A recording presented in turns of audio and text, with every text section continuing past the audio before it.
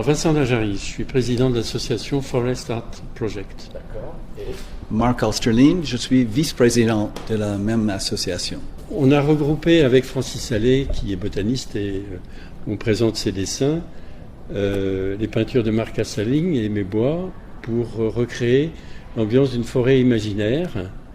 On doit transmettre les sons de la forêt amazonienne pour compléter l'idée d'immersion en forêt.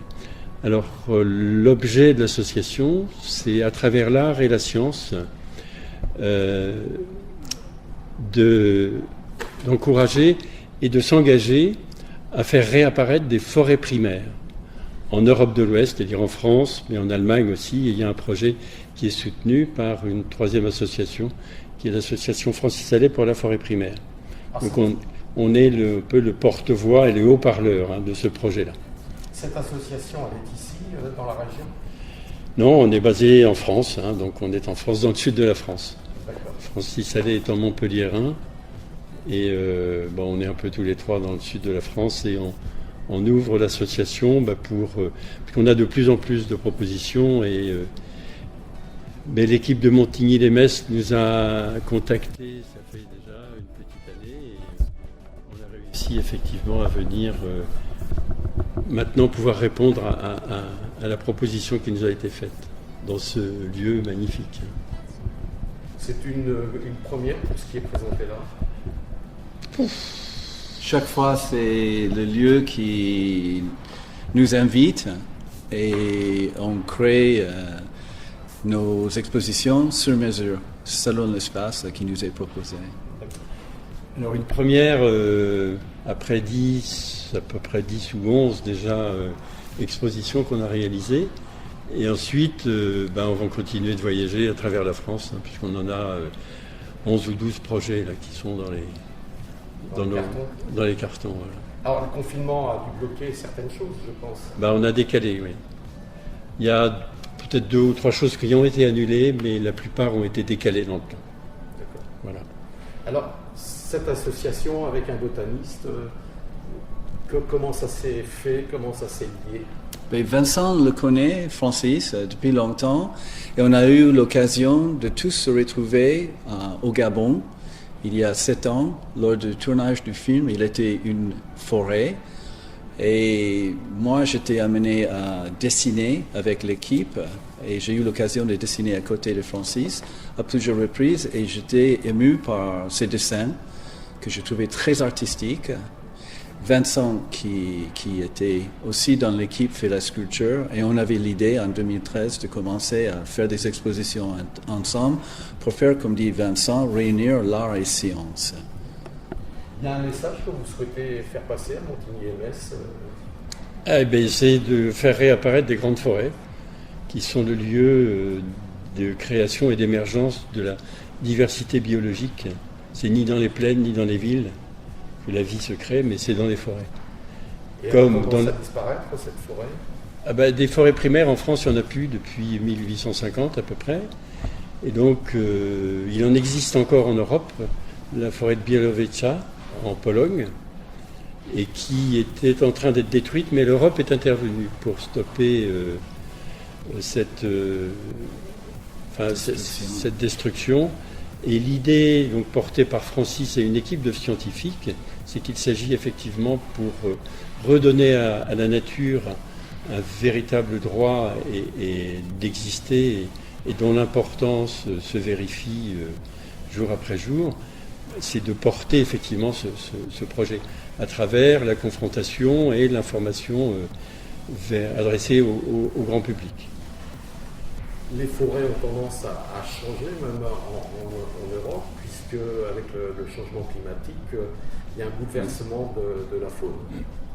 Alors, bien sûr, oui, il y a des évolutions. On sait que pas très loin d'ici, il y a eu la forêt d'Argonne qui est morte. Après la Première Guerre mondiale, donc, il y a eu un tel niveau de destruction qu'il y a eu des plantations d'épicéas qui ont été faites dans les années 60. Cette forêt qui a été attaquée par les scolites a succombé aux parasites, mais c'était une forêt monogame. En fait, c'est pas une forêt, c'était une plantation d'épicéas. Donc le projet forêt primaire, c'est de réintroduire de la diversité végétale. Et à partir du moment où il y a une diversité biologique, la faune se réinstalle avec la même richesse. Et c'est effectivement l'essentiel de l'objectif qui, selon les scientifiques, sera atteint si on y parvient dans 7 siècles. Donc c'est sortir du temps occidental et de redonner à la nature et aux arbres le temps nécessaire. Comme le dit Francis, c'est que les animaux règnent sur l'espace, dont l'espèce humaine, mais les arbres, eux, règnent sur le temps. Et in fine, le vainqueur sera celui qui règne sur le temps, bien sûr. Donc autant essayer de faire en sorte de vivre ensemble, comme on l'entend de plus en plus souvent. Là, on voit aujourd'hui la forêt des Vosges en train de disparaître aussi. Les arbres, une à une, enfin les sapins et autres sont en train de dérésiner, sont en train de disparaître. Il y a quelque chose qui peut faire que ça s'arrête. Maintenant, on est botaniste. Alors, dans l'air du temps, il y a l'action ou l'arrêt d'un certain nombre d'actions délétères. Donc, ce projet scientifique, qui est porté par l'association Forêt Primaire, il est prévu qu'il y ait une réunion entre la France et l'Allemagne, portée par Francis, sûrement à l'automne prochain, pour définir effectivement l'espace le plus adapté pour mettre en œuvre ce projet, qui est un projet sur le très long terme.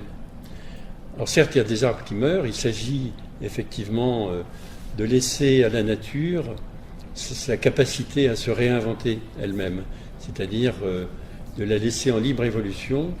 Et on s'aperçoit qu'ici comme ailleurs, la nature est capable de s'adapter et de faire, pour utiliser un mot qui est le plus couramment employé en ce moment, qui est beaucoup plus résiliente qu'à partir du moment où on organise des plantations. Alors ça peut aider bien sûr, mais en fait c'est de redonner à la nature ses droits fondamentaux. Alors cette prise de conscience, elle se fait ici. Il y a un cheminement dans la visite que l'on peut faire. Il y a une déambulation, donc c'est une proposition de présentation de création artistique et qui sera enrichie par l'enregistrement qui sera disponible, je pense, à la fin du week-end pour recréer cette ambiance forêt amazonienne. Après, on laissera quelques documents d'information sur ce projet de forêt primaire en Europe de l'Ouest. Donc, a priori, la première étape serait un espace entre la France et l'Allemagne. D'accord. Et donc, on voit cette forêt. Il y a, vous disiez tout à l'heure, des croquis, des dessins. Il y a des dessins de terrain de Francis. Francis, c'est un botaniste, un scientifique, mais qui réalise ces dessins pour pouvoir comprendre le fonctionnement de l'architecture des arbres et des plantes. Et donc, il pratique une méthode qui est très ancienne et pas très répandue aujourd'hui. Au lieu d'utiliser la photo et des chartes et des statistiques, il préfère être face à la plante pour le comprendre. Et la démarche d'un artiste, c'est un peu pareil, c'est d'être saisi par quelque chose, un organisme, un endroit, un paysage, et essayer ensuite de le transformer à travers ses yeux et son esprit artistique. Donc je trouve qu'on est très très proche dans nos démarches, bien que dans ce monde qui devienne si étriqué, il n'y a plus ce partage. Le philosophe naturel dans le temps pratiquait plusieurs métiers à la fois. Donc notre association aussi essaie de faire unir les expériences artistiques avec des recherches scientifiques. On souhaite dans l'avenir de faire joindre d'autres artistes avec nous qui sont concernés par cette démarche et pourquoi pas d'autres scientifiques. Pour en savoir plus, il y a les coordonnées de l'association, il y a un site internet. Alors il y a 2 sites internet qui peuvent être consultés. Le site de Forest Art Project, donc on le trouve sur internet, c'est forest-art-project.fr. Et puis le site web du projet Forêt Primaire, c'est forêtprimaire, francissalé.org.